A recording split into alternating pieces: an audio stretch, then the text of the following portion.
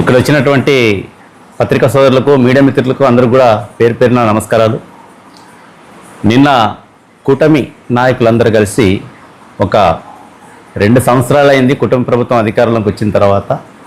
ఆ యొక్క కూటమి ప్రభుత్వం ఈ రాష్ట్రానికి చేసినటువంటి అభివృద్ధి కార్యక్రమాల మీద విజయోత్సవం అనే ఒక మీటింగ్ పెట్టుకొని, ఆ మీటింగ్లో మా వైఎస్ఆర్సీపీ పార్టీ నియోజకవర్గం ఇన్ఛార్జ్ అయినటువంటి మాజీ ఎమ్మెల్యే సాయి ప్రసాద్ రెడ్డి గారి గురించి మన గుడిసె కృష్ణమ్మక్క గారు మాట్లాడడం జరిగింది. అంటే సాయి ప్రసాద్ రెడ్డి గారు అంటే గుడిసె కృష్ణమ్మక్కకు చాలా భయం ఉన్నట్టుంది. ఫస్ట్ మనం ఎదుటి వ్యక్తులు మాట్లాడేటప్పుడు ఫస్ట్ వాళ్ళ సమస్య చూసుకోవాలి.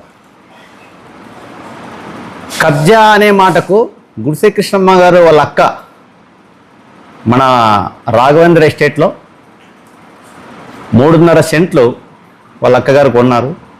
దాన్ని 7 సెంట్లు రిజిస్ట్రేషన్ చేసుకున్నారు. అంటే 3.5 అలాంటివి కబ్జా అవుతుంది. కబ్జా అంటే ఒకరి ప్రాపర్టీ మనం లాక్కోవడం, ఇల్లీగల్గా దాంట్లో ఉండడం అనేది కబ్జా అంటారు. కబ్జా గురించి కృష్ణమ్మక్కకు తెలియదు సరిగా. సాయి ప్రసాద్ రెడ్డి గారు అంటే కూడా చాలా భయం ఉన్నట్టుంది అక్కకు, కృష్ణమ్మక్కకు. ఎందుకంటే వీళ్ళు తిన్న గరుసు కానీ, వీళ్ళు తిన్న గుడ్లు కానీ, ఇంకా మిడ్ డే మీల్స్ కానీ ఇట్లా రకరకాలుగా నెల మామూలు వస్తున్నాయి కాబట్టి ఆ యొక్క సమస్యలన్నీ కూడా రేపు సాయి ప్రసాద్ రెడ్డి గారు మళ్ళీ ప్రభుత్వం వచ్చిన తర్వాత బయటకు తీస్తారనే ఒక భయం ఉంది కృష్ణమ్మక్క గారికి. సరే, మీ యొక్క మీటింగ్ మేము కూడా దాన్ని స్వాగతిస్తాం. ఈ 2 ఏళ్లలో మీరు చేసినటువంటి అభివృద్ధి కార్యక్రమాలు ఈ రాష్ట్రంలో అయితేనేమి, ఈ నియోజకవర్గంలో అయితేనేమి. ఈ నియోజకవర్గంలో ఆదోని అంటేనే కబ్జా, కబ్జా అంటే ఆదోని అంటున్నారు.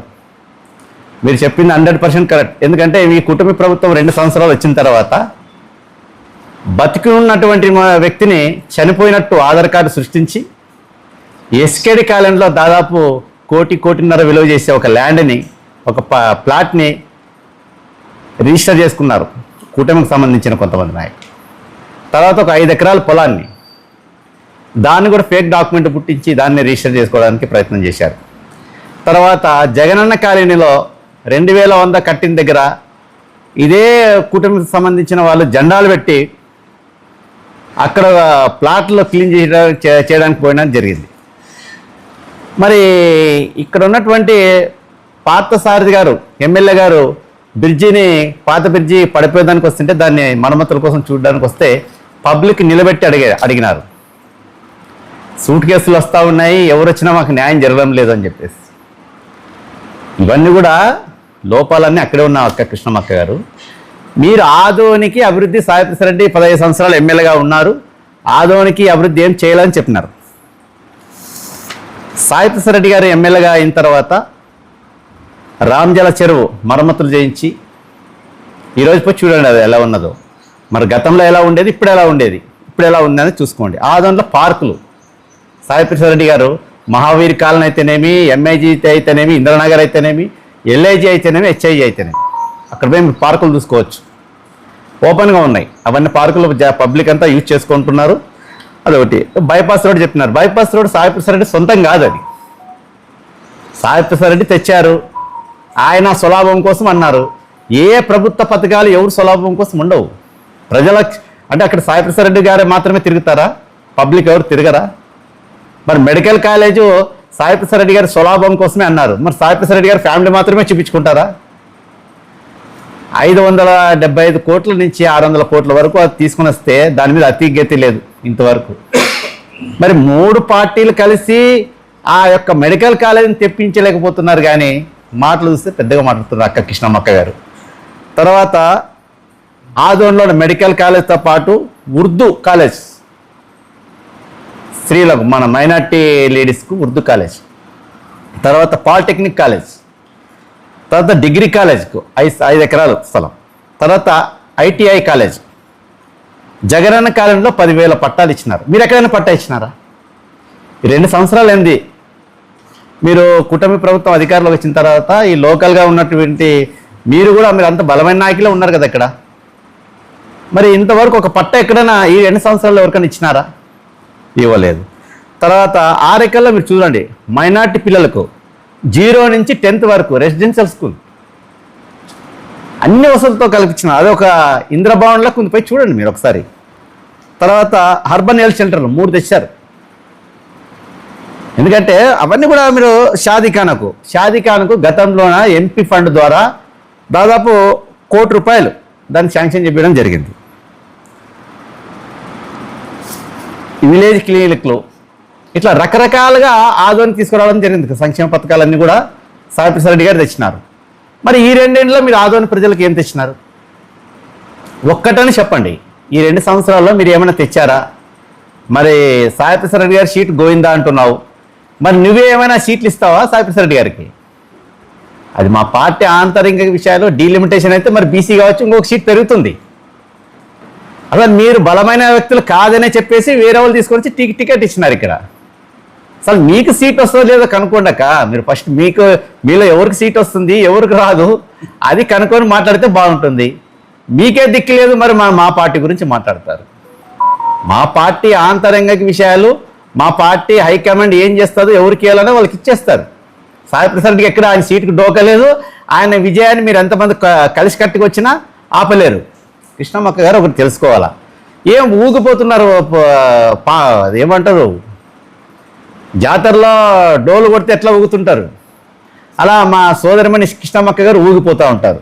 సాయిప్రసాద్ రెడ్డి అంటే విపరీతమైన భయం ఉంది మా కృష్ణమ్మక్కకు. కృష్ణమ్మక్క రేపు మీరు చేసిన అవినీతి అంతా కూడా సాయిప్రసాద్ రెడ్డి గారు మరి ఎమ్మెల్యే అయిన తర్వాత అవన్నీ చేస్తారు బయటికి. ఏదో నిదానం పట్టండి. ఎందుకు అప్పుడే ఇంకా ఈ 2 సంవత్సరాలే అయింది, ఇంకా 3 సంవత్సరాలు ఉన్నాయి. 3 సంవత్సరాల్లో ఆదోనికి అభివృద్ధి చేస్తామన్నారు ముగ్గురు కలిసి. అంటే ఈ 2 సంవత్సరాలు ఏం చెప్తున్నారు మీరు? ఈ 2 సంవత్సరాల్లో మేము ఏం చేయలేకపోయినాము, ఇంకా రానున్న 3 సంవత్సరాల్లో కూడా అంత అభివృద్ధి చేస్తామన్నారు. అంటే ఇంకా మీ కార్యకర్తలు అయితేనే ఆదోని ప్రజలు అయితేనే మబ్బు పెట్టేదానికి మీరు ప్రయత్నం చేస్తూ ఉన్నారు. అంతేగాని ఎక్కడ అభివృద్ధి ఫలానా చేస్తాము ఫలానా అని చెప్పడం లేదు ఇంతవరకు. మరి మీకు అంత బలంగా ఉంటే ఆదోన్లో ఒక ఇండస్ట్రీలు తీసుకురండి. సాయిప్రసాద్ రెడ్డి గారు, ఆ సాయిప్రసాద్ రెడ్డి గారు అంటే ఒక బైపాస్ గుర్తొస్తుంది, 100 పడకల హాస్పిటల్ గుర్తొస్తుంది, మాతా శిశు హాస్పిటల్ గుర్తొస్తుంది, అర్బన్ హెల్త్ సెంటర్లు గుర్తొస్తాయి, జగనన్న కాలేజీ గుర్తొస్తుంది, ఐటీఐ కాలేజీ, ఉర్దూ కాలేజీ, ఇవన్నీ కూడా గుర్తొస్తాయి. మరి మీరు ఆదోనికి ఏం చేసినారని ఒకసారి చెప్పాలా? ఇవన్నీ తెలుసుకొని మాట్లాడాక ఊకే అది ఏదో పూనకం వచ్చిన వాళ్ళక ఊగుతూ మాట్లాడితే ఎట్లా నువ్వు? ఆ పాపం పెద్ద ఆయన మీనాక్షి నాయుడు గారు నీకన్నా చాలా అనుభవస్తులు. ఆయనకు తెలుసు అది ఏం మాట్లాడాలా ఏం లేదు, ఏ సందర్భంలో ఏం మాట్లాడాలని.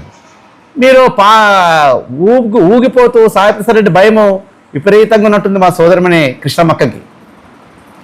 అంత పెద్ద మీనాక్షి నాయుడే పాపం ఏం మాట్లాడలేక, నిధులు లేక, జనాల్లో పోతే తలెత్తుకోలేమని చెప్పేసి ఆయన ఏం చెప్తే మళ్ళీ దానికి ఏది కౌంటర్ వస్తుందో అని చెప్పేసి ఆయన మాట్లాడలేకపోయినాడు. చాలా అనుభవస్తుడు కాబట్టి ఆయన మాట్లాడలేకపోయినాడు. నీకు ఏమీ అనుభవం లేదు, ఏదో నువ్వు అరసకంటే తిరుగుతున్నావు అని చెప్పేసి జిల్లా అధ్యక్షులు ఇచ్చినారక్క నీకు. నెక్స్ట్ అది కూడా ఉండదు, ఆ జిల్లా అధ్యక్షులతోనే నీ సరి. నీకు కానీ మీ వాళ్ళకి కానీ ఎవరికి టికెట్ వచ్చే పరిస్థితి లేదు. ఎందుకంటే మీనాక్షి నాయుడు ఆల్రెడీ ఉన్నాడు అక్కడ, ఇన్ఛార్జ్ ఉన్నారు వాళ్ళు. మీరు ఎన్ని మాట్లాడినా సాయిప్రసాద్ రెడ్డి గురించి మీరు పొద్దున్న లేస్తే సాయిప్రసాద్ రెడ్డి గారి జపం తప్ప ఆదోని అభివృద్ధి ఎలా చేయాలనేది మీకు కొంచెం కూడా లేదు. ఇంత పెద్ద ఆదోని ముంబై, 2వ ముంబై అంటుంది అమ్మ. 2002లో ఈ ఆదోని ముంబై సర్వనాశనం అయింది. ఆ రోజు ఎవరు ఈ రాష్ట్రానికి ముఖ్యమంత్రిగా చంద్రబాబు నాయుడు గారు ఉన్నారు. మరి ఆ రోజు గవర్నమెంట్లో ఉన్నటువంటి వాళ్ళందరూ కూడా ఏం చేసినారు? ఇండస్ట్రీలు మూతపడతా ఉంటే ఆ ఇండస్ట్రీలు అంతా తెరిపించాలి కదా, ఎందుకు మాట్లాడలేకపోయినారు? సరే, 2014 నుంచి 2019 వరకు ఎవరు అధికారంలో ఉన్నారు? ఇవన్నీ తెలుసుకొని మాట్లాడండి. ఇప్పుడు కూడా మీరు ఇంకా ఈ 2 ఏళ్ళు అయినాయి. ఈ 2 ఏళ్ళలో ఆదోనికి పలానా ఇండస్ట్రీలు తెస్తామని ఎప్పుడన్నా ప్రజలకు మాట ఇచ్చినారా? ఎక్కడన్నా చేసినారా? ఆ రైల్వే మన బ్రిడ్జి, పాత బ్రిడ్జి పడిపోతుంది. ప్రాణాలు ఎవరు ఆ బ్రిడ్జి కింద పోవాలంటే అరిచేతిలో ప్రాణాలు పెట్టుకొని పోతూ ఉన్నారు. అది రైల్వేకి సంబంధించింది, అది కూడా తెలుసుకొని మాట్లాడండి. ఆ రైల్వే సంబంధించిన వాళ్ళు రైల్వేతో కాంటాక్ట్ అయ్యి, రైల్వే మినిస్టర్ ఉంటాడు, వాళ్ళతో కాంటాక్ట్ చేసి ఆ బ్రిడ్జిని డెమాలిష్ చేస్తారా లేకుంటే దాన్ని మరమ్మతులు చేస్తారు? ఆదోని ప్రజలంతా అరచేతిలో ప్రాణాలు పెట్టుకొని తిరుగుతూ ఉన్నారు. ఆదోనిలో సమస్యలు దండిగా ఉన్నాయి. మరి మన వైఎస్ఆర్సీపీ నాయకులందరూ కూడా వెన్నుపోటుకు ర్యాలీ అన్నారు. అంటే మీకు ఆల్రెడీ భయం పుట్టుకొచ్చిందా? అది వెన్నుపోటుకు ర్యాలీ కాదు, అది ప్రజల ప్రభంజనము. ప్రజలకు మీరు చేసినటువంటి ద్రోహం, అబద్ధాలతో అధికారంలోకి వచ్చినటువంటి మీరు అధికారుల ప్రజలకంతా మోసం చేసినారు. ఆ తిరుగుబాటుతో ఈరోజు స్వచ్ఛందంగా ప్రజలందరూ కూడా మా పార్టీలో వస్తూ ఈ 2 సంవత్సరాల్లోనే మీరు ప్రజల్లో తీవ్ర వ్యతిరేకత తీసుకొచ్చినారు. ఎందుకంటే ఇచ్చిన సంక్షేమ పథకాలు పథకాలు కూడా మీరు ఇచ్చిన హామీలు ఏ పథకాలు కూడా అమలు కావట్లేదు, అరకొర ఇస్తూ ఉన్నారు. ఇప్పుడు ముస్లిమ్స్ షాదీ తోఫా అది ఏదో ఉంది, ఆ కార్యక్రమం ఇంతవరకు చేయలే. మహిళలకి డబ్బులు ఇవ్వలే, 1500 ఎంతమంది ఉంటే అంతమందికి డబ్బులు అన్నారు. మళ్ళీ పిల్లలకి ఇంతవరకు స్కూల్ ఓపెన్ అయినా అమ్మఒడి పడలే. రైతులకు పంట నష్టం లేదు, ఏదో అరకొర ఏదో పథకాలు పెట్టి వాళ్ళకి ఏదో వాళ్ళకు కొంచెం ఇచ్చేసి చేతులు దులుపుకుంటున్నారు. అది రాష్ట్రం అంతా ప్రజలందరూ కూడా గమనిస్తూ ఉన్నారు. ఈ 2 ఏళ్ళలో ఇంత వ్యతిరేకత వచ్చింది, ఇంకా రానున్న రోజుల్లో ఇంకా 3 ఏళ్ళలో మిమ్మల్ని ప్రజల్లో కూడా తిరిగినిచ్చే పరిస్థితి లేదు ప్రజలందరూ కూడా. అది గుర్తుపెట్టుకోండి కృష్ణమ్మక్క గారు. ఎప్పుడు సాయిప్రసాద్ రెడ్డి గారి గురించి మాట్లాడేటప్పుడు నీట్గా తెలుసుకొని మాట్లాడండి. ఎందుకంటే మీరు జిల్లా అధ్యక్షులు కృష్ణమ్మక్క గారు గౌరవంగా హుందాగా మాట్లాడాలి. 24 గంటలు సాయిప్రసాద్ రెడ్డి గారి నామం జపం తప్ప మీరు ఏం ఆందోళన అభివృద్ధి చేయలేరు. ఎందుకంటే అక్కడే అనుభవస్తులైనటువంటి మీనాక్షి నాయుడు గారు దగ్గర ఉన్నారు కాబట్టి ఆయన తెలుసు ఆదోనికి నిధులు ఎలా రావో, ఎందుకు రావో, స్టేట్ బడ్జెట్ ఎలా ఉంది ఇచ్చేది. ఇప్పుడు పథకాలు వాళ్ళు చెప్పిన మాటల కన్నా పథకాలు ఎక్కువ ఉన్నాయి. ఆ పథకాలు ఇవ్వలేక అబద్ధాలతో వచ్చినారు కాబట్టి ఆ పథకాలు రావాలంటే డబ్బు సరిపోదు. ఇప్పటికే 3,59,000 కోట్ల రూపాయలు అప్పు చేసినారు చంద్రబాబు నాయుడు గారు. అంటే జగనన్న అంతా కలిసి కూడా 3,30,000 కోట్లే అప్పు చేసినాడు గవర్నమెంట్లో. 2 ఏళ్ళు కరోనా అన్నా కూడా. అయినా ఈ 2 సంవత్సరాల్లోనే చంద్రబాబు నాయుడు గారు 3,59,000 కోట్ల రూపాయలు అప్పు చేసినాడు. మరి ఆ డబ్బు ఎక్కడ పోయిందో అదే తెలియదు. మరి పథకాలు ఎందుకు రావట్లేదో ప్రజలకు అర్థం కావట్లేదు. ప్రతి పేద ఇంట్లో 1,00,000 రూపాయలు ఉండేది అప్పుడు జగన్మోహన్ రెడ్డి గారు ముఖ్యమంత్రిగా ఉన్నప్పుడు. మరి ఈరోజు ఆ పరిస్థితి లేదు. మరి ఆదోని విషయానికి వస్తే మీరు 3 పార్టీలు కలిసి ఏదైనా ఒక ఇండస్ట్రీలో తీసుకురావాలనే ఆలోచన కూడా లేదు. 24 గంటలు సరే ప్రజా తీర్పును మనం గౌరవించాలా. ఈరోజు సాయిప్రసాద్ రెడ్డి గారు ఓడిపోయినారు. మళ్ళా రేపు ప్రజా తీర్పు ఎలా ఉంటే ప్రజా తీర్పు మనం స్వాగతించాలా. అంటే ఒక సాయిప్రసాద్ రెడ్డి గారే ఓడిపోలే, రాష్ట్రంలో 164 సీట్లు ఓడిపోయినారు. అంటే చంద్రబాబు నాయుడు గారు చెప్పినట్టు అబద్ధాలు నమ్మి చంద్రబాబు నాయుడు గారు జగన్మోహన్ రెడ్డి గారికి ఇంకా ఎక్కువ పథకాలు ఇస్తారేమో అని చెప్పేసి ఓట్లేసి మిమ్మల్ని ప్రభుత్వం మీకు అధికారం ఇవ్వడం జరిగింది. మళ్ళీ ఈరోజు ఏం చేస్తున్నారు? అరకొర పథకాలు ఇస్తూ ఎక్కడైతే ప్రశ్నిస్తున్నారో వైసీపీ వాళ్ళ మీద కేసులు పెడుతూ ప్రజలు ఏమైనా మాట్లాడితే దాడులు చేస్తూ వాళ్ళ మీద ఈ రాష్ట్రం చూస్తూ ఉన్నాం. ఎంతమంది మర్డర్లు జరుగుతూ ఉన్నాయి. డైరెక్ట్ డిపార్ట్మెంటే మర్డర్లు చేస్తూ ఉన్నాం. అంటే ఎక్కడ పోతుంది రాష్ట్రం అంతా? హత్యలు, మానభంగాలు, ఆ మహిళలు బయట తిరగాలంటే కూడా స్వేచ్ఛ లేదు. యాషెడ్లు వేస్తున్నారు, గొంతు చైన్లు లాగుతున్నారు, చంపేస్తున్నారు. ఈ రాష్ట్రం అంతా అల్లకుల్లం అయిపోయింది. ప్రజలందరూ కూడా ఇవన్నీ గమనిస్తూ ఉన్నారు. ముఖ్యంగా మీరు కృష్ణమ్మక్క గారు ఒకటి గుర్తుపెట్టుకోవాలా. ఫస్ట్ మీది ప్రక్షాళన చేసుకొని తర్వాత సాయిప్రసాద్ రెడ్డి గారు రండి, సాయిప్రసాద్ రెడ్డి గారి గురించి మాట్లాడండి. ఎందుకంటే సాయిప్రసాద్ రెడ్డి గారు బలమైన నేతని ఎందుకు చెప్తున్నామంటే ప్రజల్లో ఆయనకు ఉన్నటువంటి అంత గౌరవం ప్రజలు ఎక్కడ పోయినా బ్రహ్మరథం పడతా ఉన్నారు. ఈరోజు 2 ఏళ్ళ అధికారంలో మీకు పబ్లిక్ రారు, అలాంటిది మాకు ఈరోజు వస్తూ ఉన్నారంటే మీ పార్టీ మీద, మీ కుటుంబ పార్టీ మీద ఎంత వ్యతిరేకత ఉంటే పబ్లిక్ అంతమంది ఈ రాష్ట్రం అంతా కలుస్తారు.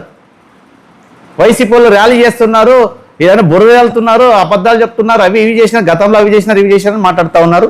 ఇవన్నీ సరైనది కాదు. ఇంకా ఇప్పుడు మనం చేసే కార్యక్రమం ఇంకా రెట్టింపు చేస్తాం. మీరు ఏం అన్యాయాలు చేసినా అన్ని ఖచ్చితంగా 100% ప్రజల ముందు పెట్టి మీరు చేసినటువంటి అబద్ధాల హామీలతో వచ్చినటువంటి మీరు ప్రజలకు క్షమాపణ చెప్పాలి. ఎందుకంటే ఈరోజు పథకాలు ఇవ్వలేక ఎదురు దాడులు చేస్తూ ఉన్నారు. ఎవరు అడిగితే వాళ్ళ మీద కేసులు పెట్టడం, వాళ్ళు సతాయించడము, రకరకాలుగా మళ్ళీ వైసీపీ మీద బురద చల్లడం. ఇది మానుకోండి. కృష్ణమ్మక్క గారు అనుభవం తెచ్చుకొని ఉన్నటువంటి పెద్దల సలహాలు తీసుకొని ఏం మాట్లాడాలా, ఆదోనికి మనం ఏం అభివృద్ధి చేయాలా, ఏ కాన్సెన్స్లో ఆ ఎమ్మెల్యే గురించి మాట్లాడము ఆమెకు ఫ్యాషన్ అయిపోయింది. కృష్ణమ్మక్క గారికి పాపం విషయాలు ఆ కాన్సెన్స్లో నువ్వు మాట్లాడేటప్పుడు ఆ కాన్సెన్స్లో మనం ఏం డెవలప్మెంట్ చేయాలి, దాని గురించి అభివృద్ధి గురించి మాట్లాడితే బాగుంటుంది.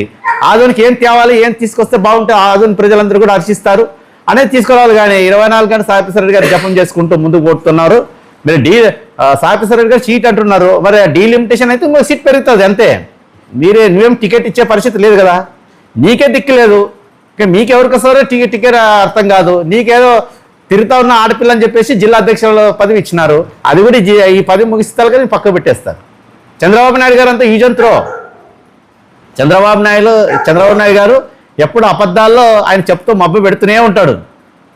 కావున మీరు అన్నీ తెలుసుకొని ఏదైనా మాట్లాడేటప్పుడు కరెక్ట్గా సమాధానం చెప్పేటట్లా మాట్లాడాలి. ఎందుకంటే ఆదోని అభివృద్ధి ముఖ్యం. మనందరూ కూడా కలిసికట్టుగా ఆదోని ఏం చేద్దాం, సాయి ప్రసాద్ రెడ్డి గారు ఇన్ని తెచ్చినారు, దానికి మించి మనం ఏం తేవాలా, మీ పార్టీకి మీ కుటుంబ పార్టీకి ముగ్గురు ఉన్నారు కాబట్టి ఆదోని అభివృద్ధి కోసం మీరు ఏమేమి పాటుపడాలా, ఏం చేయాలని చెప్పేసి ఆదోని ప్రజలకు సంక్షేమ పథకాలు కానీ ఇంకోటి కానీ ఇండస్ట్రీలు కానీ ఇంకోటి తీసుకురండి. ఎందుకంటే ఇలా అబద్ధాలతో కాలయాపన చేయడము సరైనది కాదు. వ్యక్తిగత విమర్శలు పక్కకు పెట్టండి. ఈ 2 ఏళ్ళు ఏం చేసినారు, భజన చేస్తూ ఉన్నారు. సాయి ప్రసాద్ రెడ్డి భజన తప్ప మీరు ఏమి చేసింది లేదు. ప్రజలు ఎక్కడిదక్కడ మీ ఎమ్మెల్యే నిలబెట్టి ప్రజలు చొక్కబట్టుకుని మీరు తక్కువైంది డైరెక్ట్ మాట్లాడుతున్నారు, మీరు తప్పించుకొని పోతా ఉన్నారు. సిగ్గు వస్తుంది. ఏమైనా చూసేవాళ్ళు జనాలు నవ్వుతున్నారు. ఇట్లాంటి వాళ్ళని ఇటు గెలిపించుకున్నాం, ఇట్లాంటి పార్టీని ఓట్లు వేసినామని చెప్పేసి ప్రజలందరూ కూడా చీదరించుకుంటున్నారు. ఫస్ట్ మీ ప్రక్షాళన చేసుకొని తర్వాత మా పార్టీ గురించి మాట్లాడాలని చెప్పేసి మీడియా ముఖంగా తెలుపుతూ, నా పేరు బి దేవ, వైఎస్ఆర్సీపీ ఆదోని పార్టీ పట్టణ అధ్యక్షుడు.